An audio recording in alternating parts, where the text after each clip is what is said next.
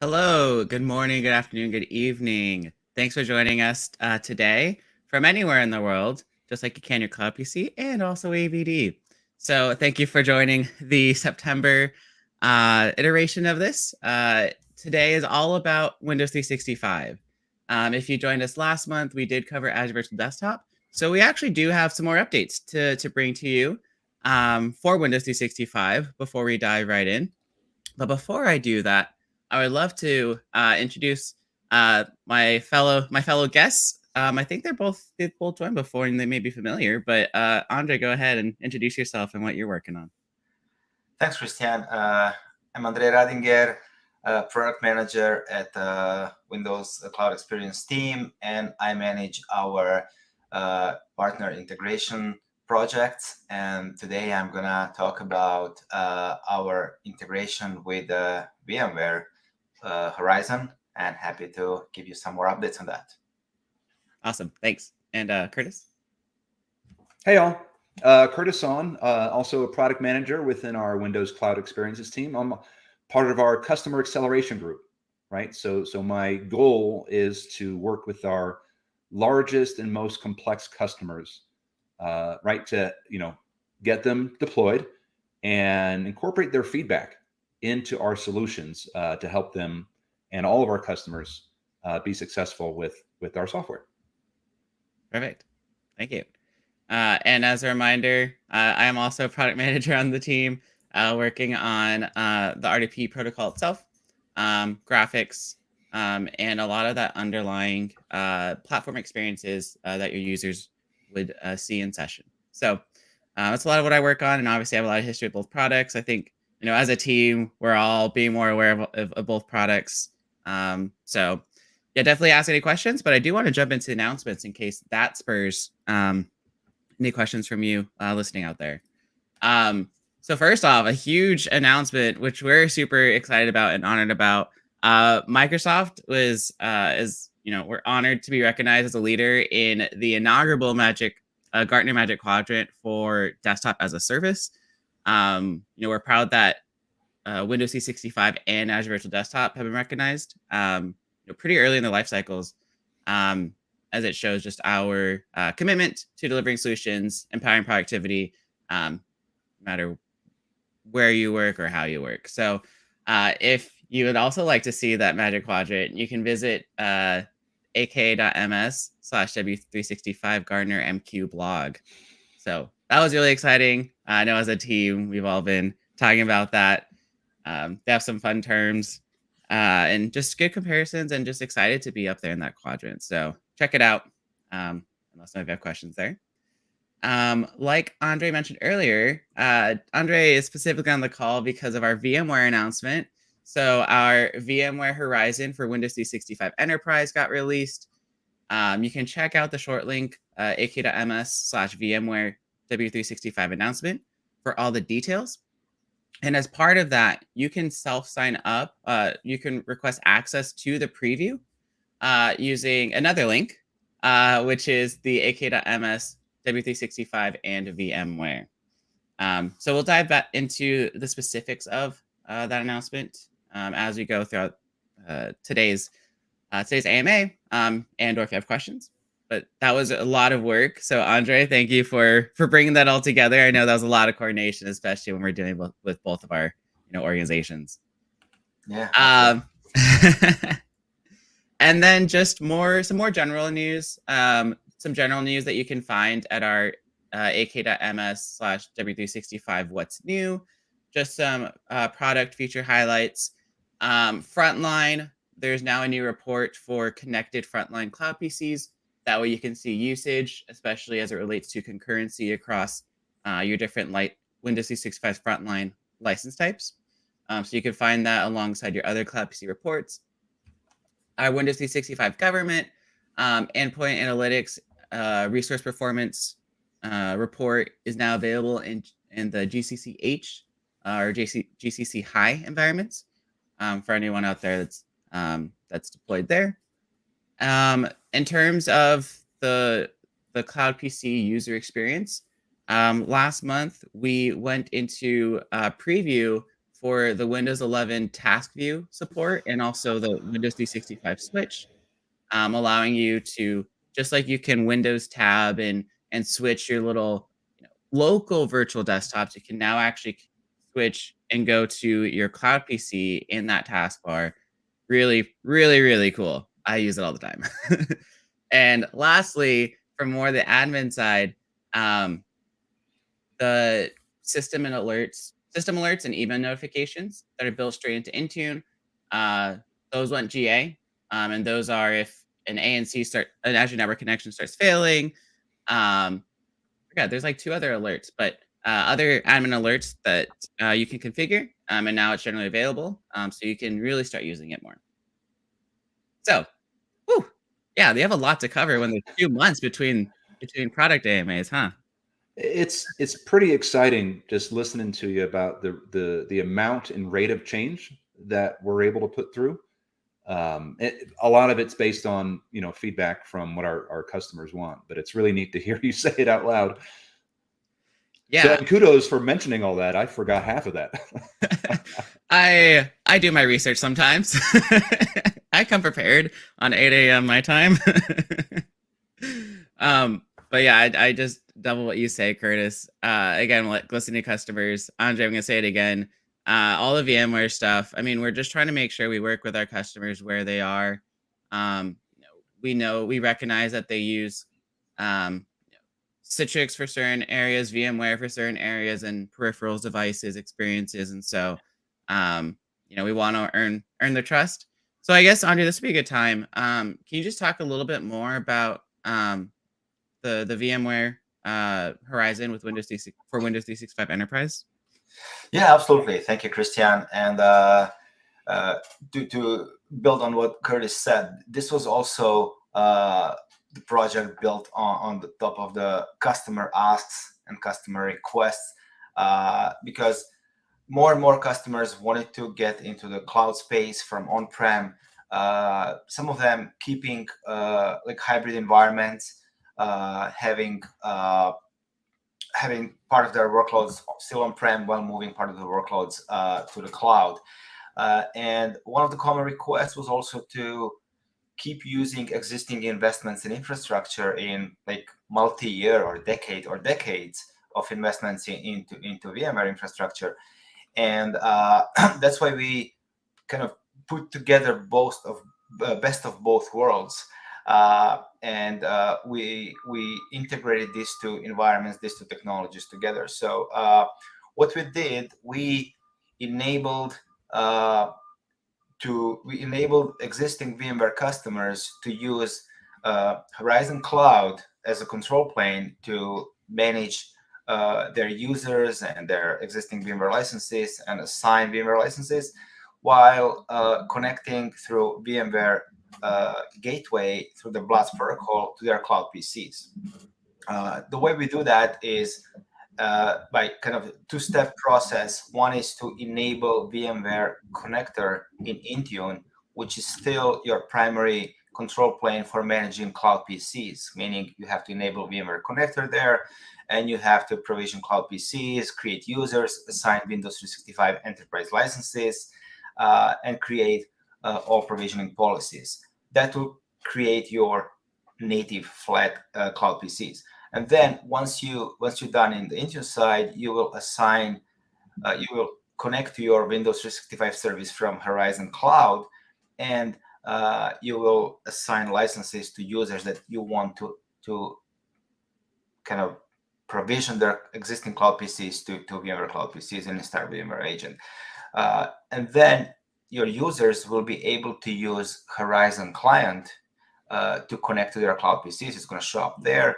And the users will, instead of going through Microsoft Gateway and RDP protocol, users will go through already familiar, I'm talking about existing VMware users, they're going to use their familiar clients to connect to their cloud PCs via Blast protocol. There are a lot of advantages to this approach because, first of all, as I said, this is leveraging existing investments, familiar environments, making the hybrid management through Horizon Cloud very seamless and easy, because in the same native VMware client, users can see all of their workloads, whether they're Windows 365 Cloud PC or their on-prem workloads. And from the management perspective, you can use Horizon Cloud to manage both worlds as well. Also, we are bringing best of Blast Protocol, some advanced security features, some multimedia support, and all the known benefits of the Blast Protocol, merging that with all the flexibility, predictability, and advanced features of Cloud PC. So we're really bringing best of both worlds to users, making it very easy for IT admins to manage these environments, to enable VMware connector in InTune, and to manage users in a very familiar way they're familiar with. One thing that was mentioned earlier as kind of the announcement was the frontline support, and this is something that is not available today in a public preview, but we are working hard with both with VMware and Microsoft engineering team to bring that feature as well. So frontline support is coming to the VMware integration. And as a last thing I want to mention is that we announced public preview at VMware Explore in Las Vegas last August. And if you are interested, we would definitely like to invite you to sign up for the public preview at the link provided on the screen right now. And we'll be happy to work with you, to onboard you to the public preview, and to get your feedback, to make sure that we have all the improvements, all the customer feedback before we go live GA next year. Perfect. Yeah, and to reiterate, the link on the screen is the ak.ms/w365 and VMware. So yeah, Andre, I think that makes a lot of sense. It feels like it is meeting the users where they are, the admins essentially where they are, if they have different connection policies for users connecting to their devices through VMware. Maybe a slight change on the provisioning side, but also it makes it a lot easier for them because Windows 365 does that magic. Exactly, absolutely. And from Horizon Cloud, you can assign VMware licenses, which will automatically install VMware agent. There's very little IT admin overhead. Actually, there is no IT admin overhead because everything is done through the UI. You don't have to execute any PowerShell scripts or anything. This is all done behind the scenes. That's why we spend a lot of time on this integration project. You can assign VMware licenses to existing Entra ID users in Horizon Cloud, either to users or to Entra groups. So it's very easy and seamless to manage this environment. Perfect. I only have one other question, and that is, so most of these users are familiar with their Horizon clients. Do they still get to use the Windows 365.microsoft.com, web portal to see their cloud PCs? Yeah, absolutely. So users can still use their existing what we call IWP, Information Worker Portal, Windows 365.microsoft.com, to access their cloud PCs. And when you have your VMware agent installed on the cloud PC, that becomes VMware provision cloud PC at that point. And users connecting to Windows 365.microsoft.com portal will see their cloud PCs there, and they will be redirected to VMware client from there, and they will initiate connection to cloud PC from the VMware client. So yes, you can go to IWP, start your cloud PC, but that will actually redirect you to VMware client, and you will start it from there. VMware client can be either web client or desktop client. For the public preview today, we are supporting only Windows client. I mean, I'm talking about VMware Horizon client, but for the GA, when we go public, it'll be supported for all platforms on VMware. Got it. Cool. Yeah, if we have any more VMware questions, definitely let's take some more. Folks listening, if there's anything that our overview didn't answer, please do ask, and we have Andre on today. So, all right, cool. So we'll probably circle back to that at some point. Here's a question coming from Twitter. What's the best way to deploy apps to cloud PCs? I've seen a lot of methods, but want to know what will save me work down the line. So, Curtis, I'm going to defer to you here. I feel like you have a lot of real world experience. Yeah. I can take that. So I would say there's no one best way, but we do have some recommendations.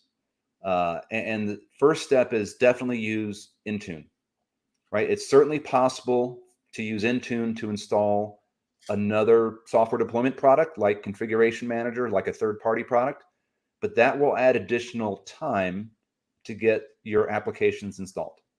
So, right, step one, use InTune.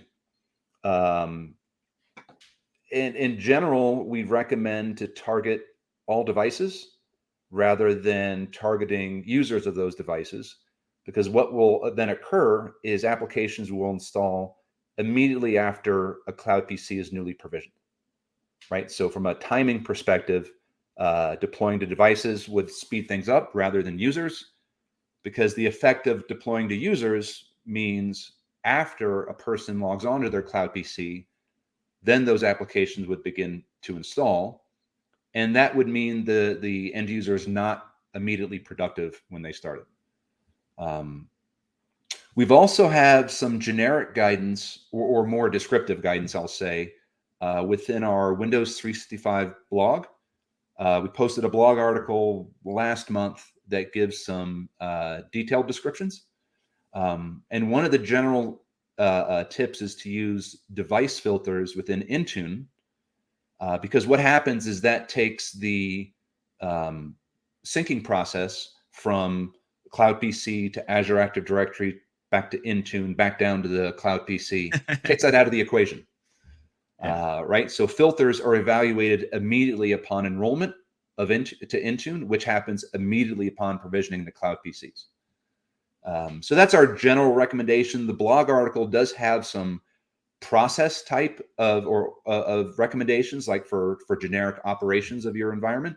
It's a little more detailed, but I strongly encourage you to go check out that the blog for more details. Okay, and that's the ak.ms/Windows 365 blog. Perfect. Yeah. So you mentioned that filters really happen immediately. For folks that have been using dynamic Azure ID groups, or I guess Microsoft Entra ID, however you choose to pronounce that. If you had been using Azure ID groups, does it use the same logic in terms of, I think previously we had used, you could filter the groups off of certain device properties, like the device name, right, or the what's it called, the provisioning, like the provisioning policy name. Yeah, provisioning policy. Right. Yeah. So are those filters? Are those also supported in filters? Those two properties? Actually, yeah. That's a great point. And one thing I didn't mention, so thank you for the subtle suggestion. Definitely use device filters over dynamic groups when you can, because dynamic group membership is calculated periodically. And that happens in Azure Active Directory, which then needs to sync to InTune, where filters get evaluated immediately. And some of the filters you can use include, hey, I just want to target all cloud PCs, right? I want to target specific cloud PCs that, like Christian mentioned, are part of a specific provisioning profile.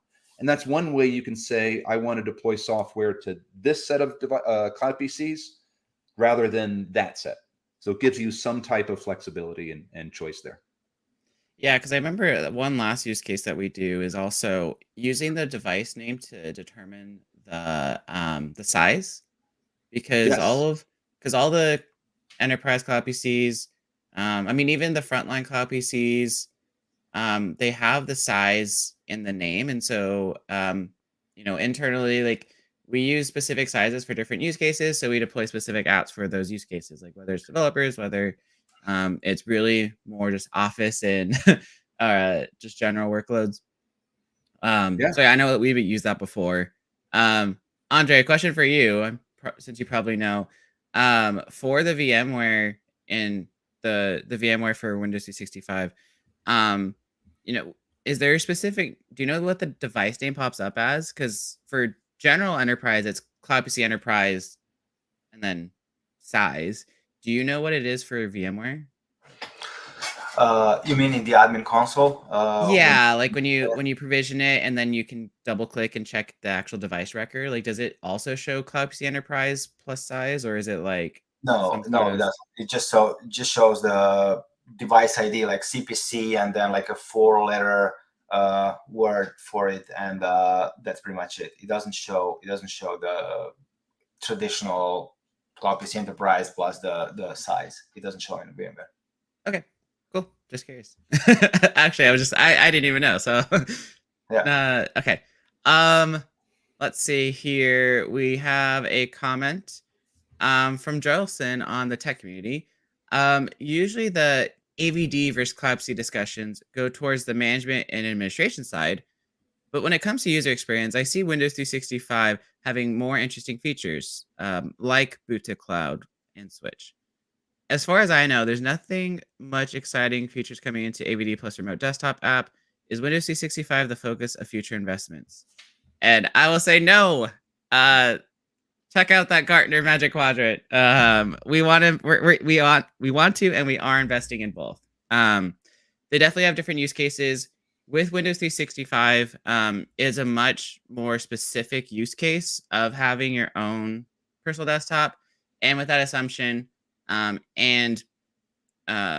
with that assumption, and with also some of the admin features, we do tailor the experience more. Um, but for Azure Virtual Desktop, being flexible for both desktops and apps, for supporting uh, Windows 10, 11 Enterprise, Windows 10, 11 Enterprise multi-session, and also Windows Server, um, the various iterations, I think 2019 and 2022. We are definitely still investing in Azure Virtual Desktop. And so I would say if you're adopting, if you're trying to decide what to adopt, yeah, don't just assume that only Windows 365 is getting investments. Azure Virtual Desktop is as well. You want to make sure that it suits your needs. So please take that into account. But no, we're investing in both. Yeah. Right. One thing to. Oh, sorry, Curtis. Oh, I was going to jump in as well, but please go ahead. Yeah, one thing I wanted to add here is that earlier this year, we actually merged AVD and Windows 365 teams together, specifically for the reason to make sure that our investments in both products are aligned in terms of customer needs. So our activities and investments are very much driven by feedback we got from customers. Curtis is a big part of that, working with a lot of them as well. And the investments you see are, as I said, big time based on the feedback and requirements we're getting from customers. As Christian mentioned, the key thing here is that there are different use cases in different scenarios. And when we talk to customers or partners working on behalf of customers doing some migrations from on-prem to cloud, we see even more AVD transitions at the moment than to Windows 365. So just pure investments that you see might be, just some perspective, but also the thing is that Windows 365 is newer to the game, so we have more things to work on and develop to catch up with other stuff. Again, a lot of that is based on the customer feedback that we're getting, but there's definitely no focus on another at expense of the other one, right? So we are heavily investing in both, and we see them as both products serving different customer scenarios, different use cases, and that's our plan for the future as well. Curtis, go ahead. Oh, right. I mean, all the stuff that Andre and you and Christian, you were mentioning, it's basically for Azure Virtual Desktop, we want to enable flexibility, right? All the stuff you mentioned is we want to provide our customers more flexibility to use, more flexible options to use.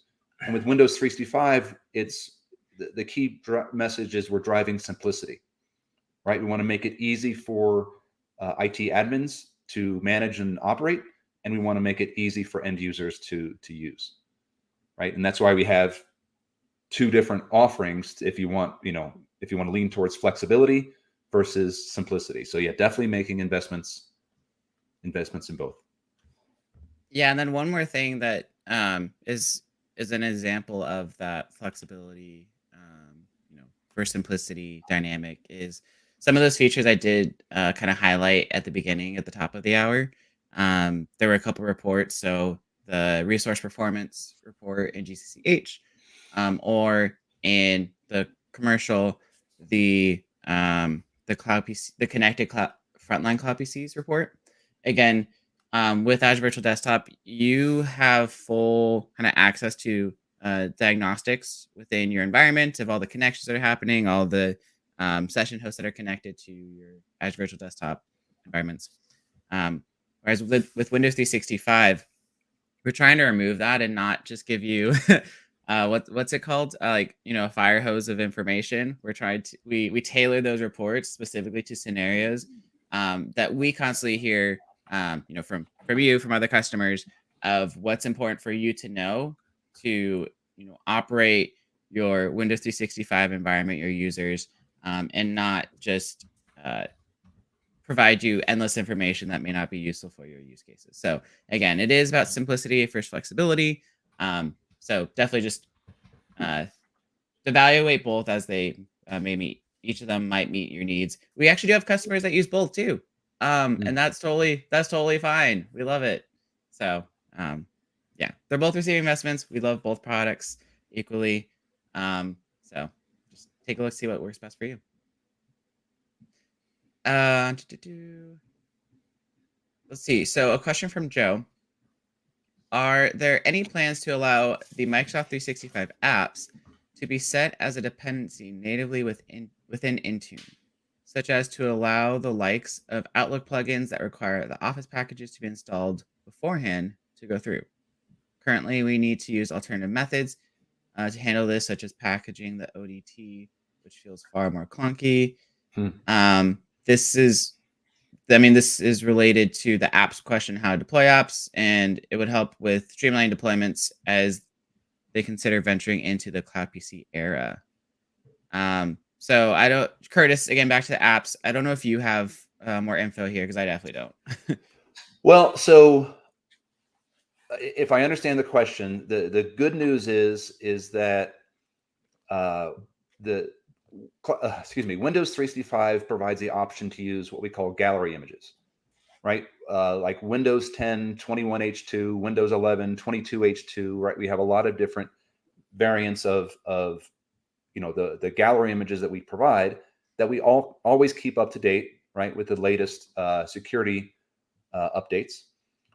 But also the images can contain the Microsoft 365 apps, because to your point, deploying the Microsoft 365 apps after a cloud PC gets provisioned adds a lot of time, right? Because one of the challenges with deploying Microsoft 365 apps is the size.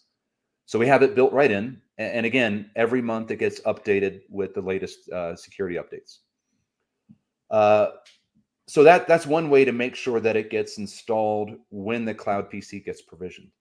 So post-provisioning, if you want to make changes, you can manage the Microsoft 365 apps in InTune, and you can set the different options that you want, right? I want to hide OneNote.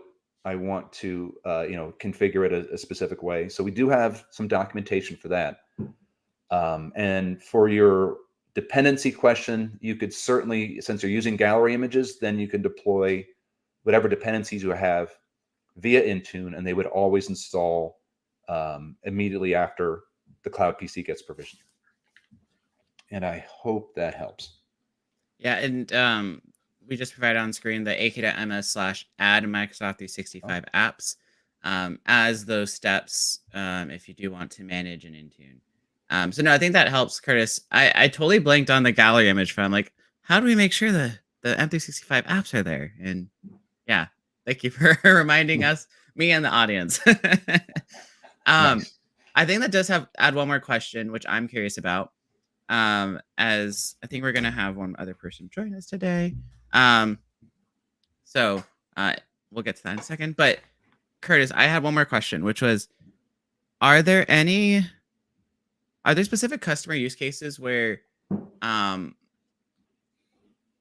they've decided that deploying a custom image in Windows 365 is actually works for the scenario better than using the gallery image plus Intune? Because I know that we want to really use Intune because you set common policies and it's going to be kind of standard across the cloud PCs. But do you know if there are any use cases where a customer said, actually, I think I do need to deploy a custom image?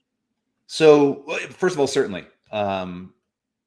The general recommendation we provide without thinking would be, hey, use gallery images when you can versus providing your own custom image. And with a custom image, you can add all the stuff, mainly the applications that you want, and that'll be always available, or will be available immediately upon provisioning. Right. So that's one advantage of using a custom image. The challenge with using a custom image that you control and you can have all the apps you want in there is the operational overhead, right? The management of keeping that custom image up to date. And that, I like to say, it adds some operational risk in case one of those applications needs an update that may or may not affect the security of the cloud PC. And different applications are usually provided to the Windows 365 administrator from different groups. So now you're having a change control challenge from a lot of different entry points for different stakeholders that you work with. But there may be scenarios like Christian, like you mentioned, that you have to use a custom image.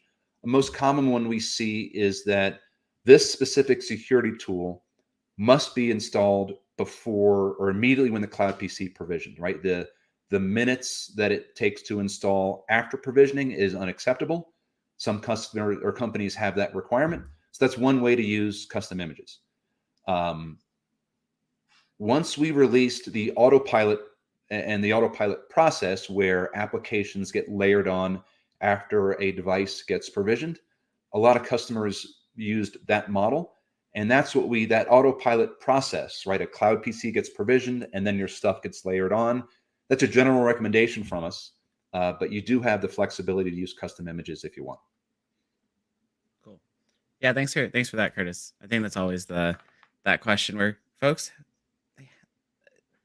I think a lot of folks, especially coming from VDI environments, maybe they're used to custom images, and we're like, no, gallery is fine, you got this. So thank you. So we actually do have, let's see, we have Sam joining us now as well. I remember earlier we announced a lot of different Windows 365 Frontline announcements, again, released back in July. Lots of investments since then. So Sam, thank you for joining. Great to be here. Thanks, Christian. So it's very timely too, because I think there's a question on LinkedIn about Frontline. So this is for you. So can I mix and match license types? Or I guess it says, can I mix and match? One of them being license types of enterprise versus Frontline, join types, Azure D join versus hybrid Azure D join, or Entra ID join versus hybrid Entra ID join. Azure regions, hosted networks, etc. Yeah, I guess the main question is how can you mix Frontline and cloud and enterprise, and how does that work? Yeah, it's a great question. You absolutely can, and I think a lot of customers are already doing a ton of that. So, if you have enterprise, you have a provisioning policy that is set for enterprise. You can simply buy, purchase Frontline, and then create a provisioning policy specifically for Frontline. So that mixing and matching absolutely happen. The only thing is, per provisioning policy, you kind of have to choose whether you want enterprise or Frontline. The other thing is that just by design, I think a lot of customers are looking into Frontline as a way to sort of mix and match in the sense of Let's say you've got several users who need an additional cloud PC. You know, they already have a cloud PC, for example. You can potentially use Frontline to give them that part-time cloud PC. And so absolutely possible. And all the different combinations that, you know, were mentioned here, the join types, regions, all of this could could be supported. The main thing is that your provisioning policy is going to have to be set to a specific configuration, right? So I think that makes sense. One of the questions that I have is with enterprise licenses, you could only have like let's say you had 2 licenses. You could only get cloud PCs by one specific provisioning policy. Yes. How does Frontline does that have the same behavior, or because you're not really assigning the licenses to the user per se, like you're creating the Yeah. policies and then you kind of get the Frontline cloud PC from the policy, right? Yeah. So also great call out, I think, or discussion topic, because as you said, you know, in enterprise, you have to assign a license to a specific user prior. And so you kind of have a constraint on the number of cloud PCs that you can provide to a specific user. With Frontline, that constraint is not there. So you can, depending on the number of licenses that you have, it gives you a certain number of cloud PCs. And so if you, for example, Christian had a 2 Azure AD group assignment within Frontline with different cloud PC sizes or with the same cloud PC size, you will have 2 different cloud PCs. And that's not the same constraint, because it's just we essentially rely on are you targeted to an Azure AD group and given a specific cloud PC size? And that's something that a lot of our customers too are very excited about, because there are a lot of use cases where you may actually need to give one user multiple cloud PCs for many different reasons. And actually, Curtis recently wrote a really great blog on this. I'm gonna give him a plug. It's awesome. If you haven't seen the blog, check it out. It's kind of talking about different use cases that you can expand Frontline beyond just, you know, the name of Frontline and shift work. There's a lot of different very valuable things that you can set up in use cases, and this is one of them that Curtis has called out. Perfect. Yeah. Encourage you like, wait, who, me? Yeah. Yeah, so there's the link on the screen, ak.ms/Windows 365 blog. I don't know if that links directly to the article that Chris had written, but that should get you in the right direction. Let's see here. So yeah, Sam, thanks for answering that question. I know that as we've been working on these products, I know we had a lot of discussions on it. So I want to just be super clear in terms of it is different from enterprise. Like it does offer even a little bit more flexibility. So thank you for discussing that. Yeah, absolutely. Okay, so we do have a question. We have a question from Salim. And I think this is more on apps too. What needs to be allowed from a VPN connection / firewall perspective to access Windows 365? So, I can start. I think for the first question is, it sounds like you're asking from the end user side, because we generally in our documentation, in our Windows 365 docs, we have guidance on which URLs, IP addresses, port numbers that you need to allow, or you should allow, in order to have that connection to the service. And so I believe we do categorize them based off of different like end user experiences, or if it's like a service side thing. Generally, though, what I do want to add is we do have a list of URLs. You can check that out. You can add those to whether it's the VPN you're pushing to the users, whether it's a firewall that you have on your own network that the cloud PCs are provisioned on. No matter the case, the main things that you should definitely double check is that make sure to allow direct traffic from your users, from the cloud PCs, directly to the Azure Virtual Desktop Service. That's the whole connectivity plane. Uh, we want those going directly to the service and not, back through on premises or through a VPN, because that's where the user will hit latency. And so we want to make sure that user experience is really great, really clean. Um, and then also along with that, not just the Azure Virtual Desktop traffic, but also like the Teams traffic.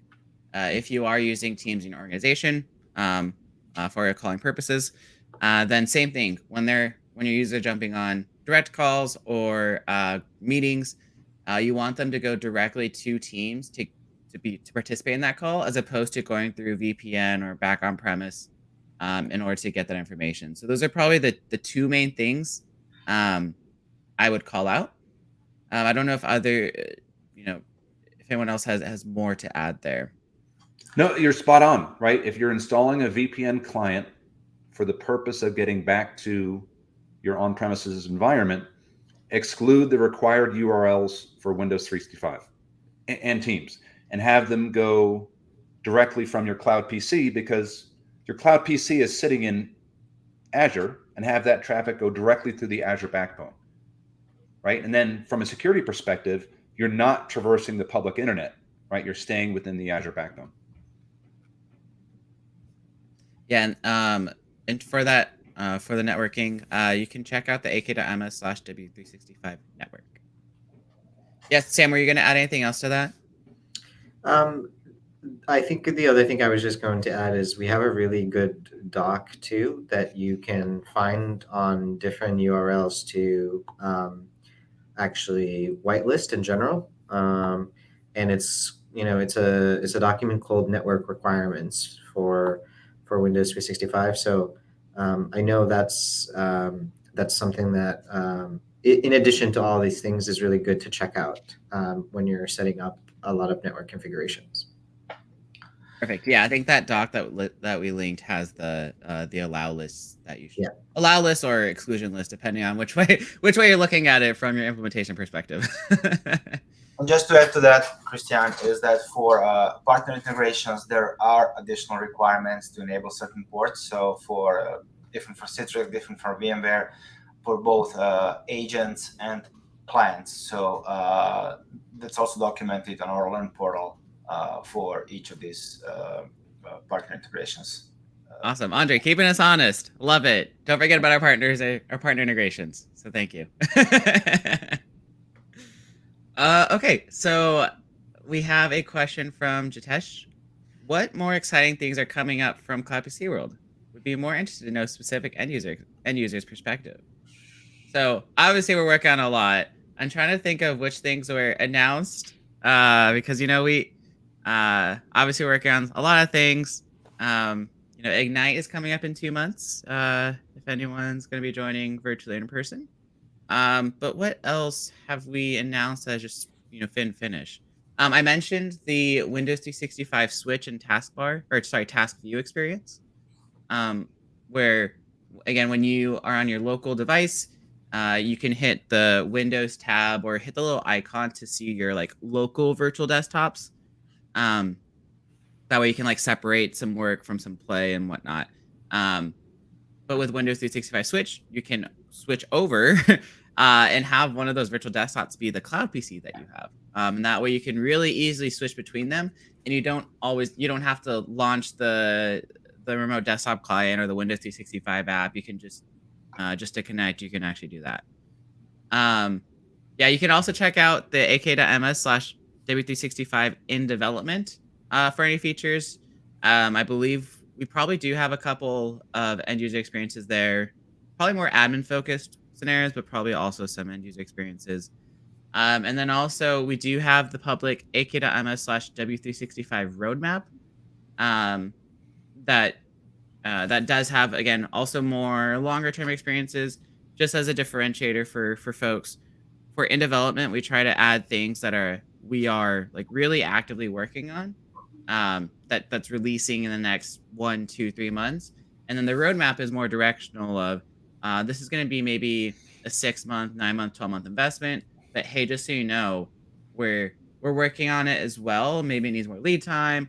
But usually it's a little bit more directional, whereas in development is much more kind of practical, should be coming out really, really soon. Anything else? Sorry, Christian. I was going to say, I think the best sort of non-answer you gave there was when you mentioned Ignite, right? We tend to make a lot of announcements around Ignite about things that are just about to release or things that are coming. So I know that's somewhat a bit cryptic, but that's probably the best response we could provide that really doesn't answer what's coming, but it's stay tuned for Ignite. I think the kind of not quite like announcements, but I'll just do an early plug for next week's Windows in the Cloud episode. It is all based off of user experiences. At least it's a big summary of the boot, switch, etc. So I'll plug it again at the end in like 10-15 minutes. But next week's Windows in the Cloud episode is going to cover a lot of these user experiences. And yeah, the link on screen is ak.ms/Windows in the Cloud/302. And then another question from Twitter is, I have users with different size VMs. Do I use separate provisioning policies, groups, or both? I feel like there's a lot to unpack here. Does anyone want to take a stab at it?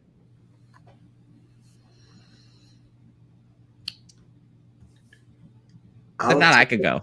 But I'll take a stab at it a little bit, and then just let other folks add here. So users with different sized VMs, do you want to use separate provisioning policies, groups, or both? So it depends, I would say.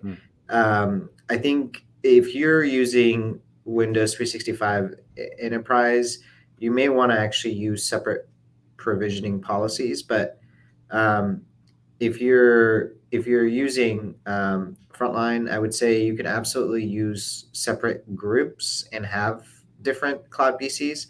Now, that's if you're trying to actually target the same users, right? But if you have different users, then you absolutely can, make it so that they're in different groups instead of different provisioning policies. So I guess it really depends on what you're trying to do. And I think within enterprise, I would say if you're trying to give the same users actually the same cloud PCs, there are some constraints there that you should be aware of. Yeah. So I don't know anything else here you want to add, Curtis, Christian? Well, gonna go ahead, Chris. You go. You go first. It's a great point, because one of the concepts for like Windows 365 Enterprise is the size of the cloud PC is determined by the license that you assign to the person. And another construct that we recommend is use group-based license assignment. So then you add a person, like a user identity, to a group, and they automatically get a specific license. And that same group can be used as a target of a provisioning policy. So it's very easy to perform one action, right, after you've set things up, where a new employee comes in, I assign them to a group, they automatically get a license, they automatically are assigned a provisioning policy, they automatically get a cloud PC. So that's a generic process recommendation. So to your question, then that would mean those in a provisioning policy would typically have the same size of a cloud PC, although you do have some flexibility to mix and match, but that makes operations a little bit harder. Yeah, I think kind of just to bounce off of that, Curtis, it feels like it's a question of, if you have one or more different user scenarios, like for these cloud PCs, do you see those diverging? So one example is that you can have a more general policy, like if you're based, let's say Microsoft based on the West Coast, right, U.S. West Coast. If you have users up and down the coast, okay, well that region's probably not changing for these sets of users. are they going to be, the latest Windows 11 22H2? Do they need to be on some other Windows 11? Is that going to change between your different user bases, your audiences?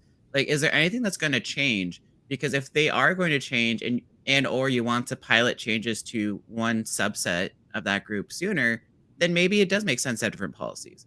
But if you're going to treat those users all the same and then they just get other app app deployments, other security, other Windows deployments, update deployments, then you probably could just be okay with just a single provisioning policy. So yeah, a lot to think about. One thing I did want to add on that I was really excited to see, Curtis mentioned group-based licensing. It makes it really easy to get users assigned. One thing that went live, I think it was July in Windows 365, was the group-based, well, actually resize in general. That went GA, so you can resize a user from, let's say, a 2 vCPU, 8 gig RAM, 256 storage, whatever, and you can actually resize them up by CPUs, by storage, etc. But the biggest announcement was that we support resize for users getting that were assigned cloud PCs through group-based licensing, which is always tricky, because we typically would move the license ourselves, but we can't do that with a group. Like, you assigned it to a group, we're not going to move it off an entire group. So that was a big update. So if you do, again, have these different use cases, you do assign licenses through the Azure AD, Entra ID groups, then you can also be reassured that if your users do need to change cloud PC sizes, that you will be able to resize either the entire group of users or even one user at a time, saying, oh, well, this specific user just needs a lot more horsepower. So just want to add that. That way you feel even more comfortable about doing group-based licensing. Okay. Oh, man, we only have 8 minutes left. That's a bummer. Wow. Fun discussions. A question that came in: does Windows 365 support webcams, phones, printer scanners that we use with VMware services? Andre. Yeah. So I'm still not clear whether the question implies RDP Windows 365. Does that use all the services, or with VMware integration? Yeah, I guess if you can answer in each scenario, I guess that would probably cover all bases. Yeah. So with VMware integration, definitely the BLAST protocol has a very advanced redirection capabilities, and using all these capabilities, all those peripherals are used as a native peripherals within the cloud PC. With native RDP cloud PCs, we are currently supporting subset of peripherals and redirections. We are working on supporting all of them, and that's on our roadmap. And we're working very aggressively to meet that requirement as soon as possible.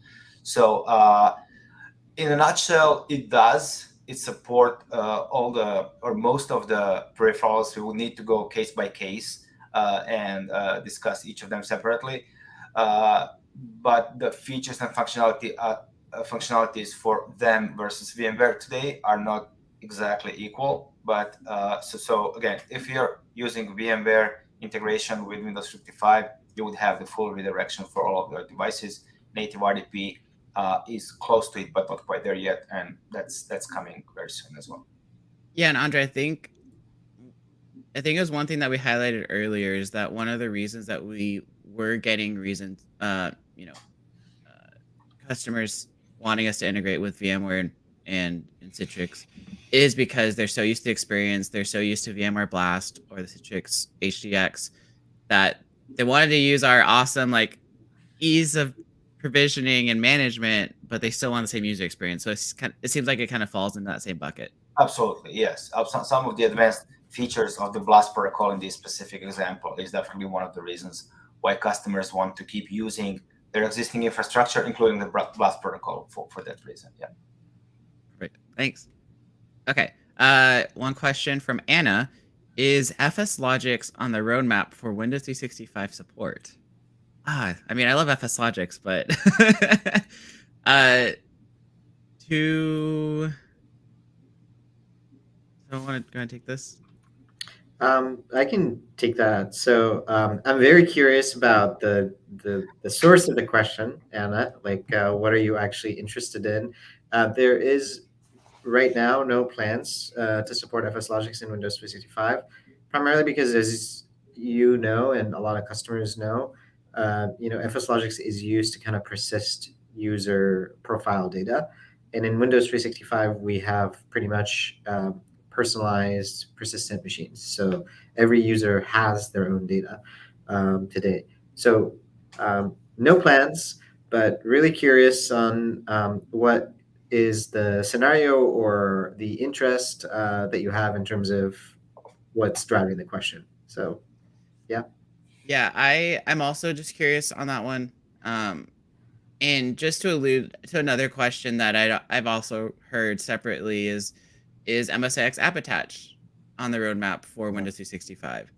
And I feel like it's a very similar answer of I would like to better understand the scenarios. Because app attach is very useful in Azure Virtual Desktop to dynamically attach using the definition, using the word in the definition, but dynamically add that app into wherever the user is connected.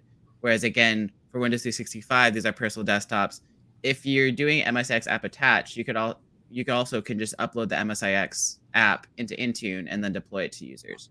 So I wanted to raise that because I've received that question too, and it's very similar to FS Logics.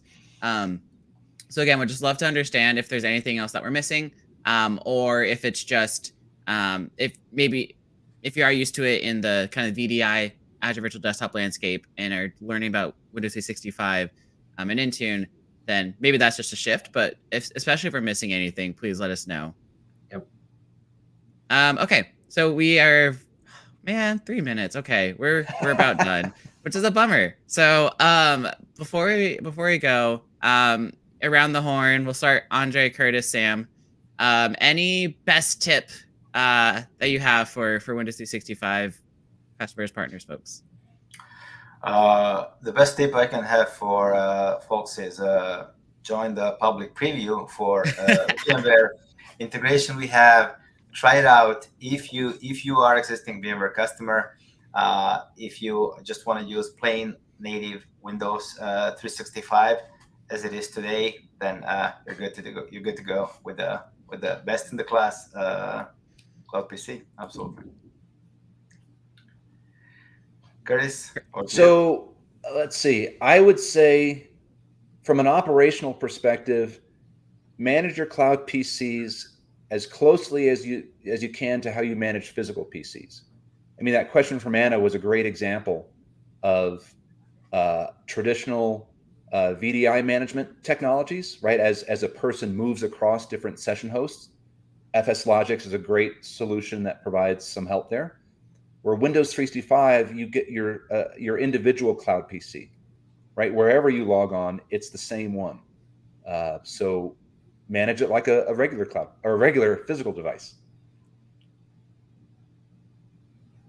Sam?